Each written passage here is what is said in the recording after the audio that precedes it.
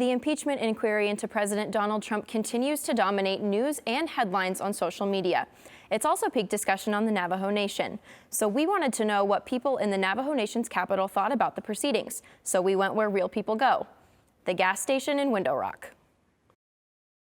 Lies. Shocked. Controversial. Hope he gets out of it. The reactions to the impeachment hearings are across the board. He's just trying to help this American people, I guess. The history repeating itself is all I can say about it. Many presidents have faced impeachment threats, but only two, Andrew Johnson and Bill Clinton, have been formally impeached by Congress.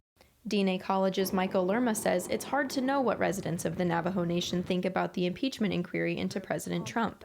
We don't know what the Navajo citizens really believe in terms of all this. We won't know.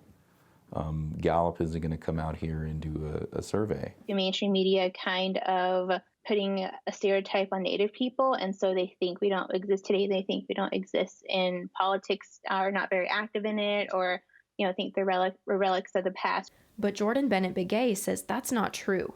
She's covering the impeachment hearings in Washington, D.C. Next story I'm working on is a story about how tribal leaders don't want to comment on the impeachment because they're afraid of repercussions. The way Navajo Nation residents get their impeachment coverage differs. Younger people get the news from social media. For those of us that are in the middle, get our news from TV, satellite, and then for our elders, they get it from radio.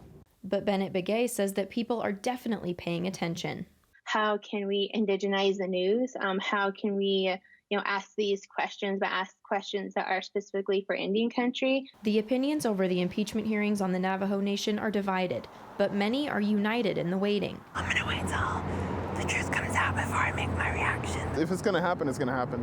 So try to stay out of politics. The impeachment proceedings return this Wednesday when the House Judiciary Committee holds its first impeachment hearing.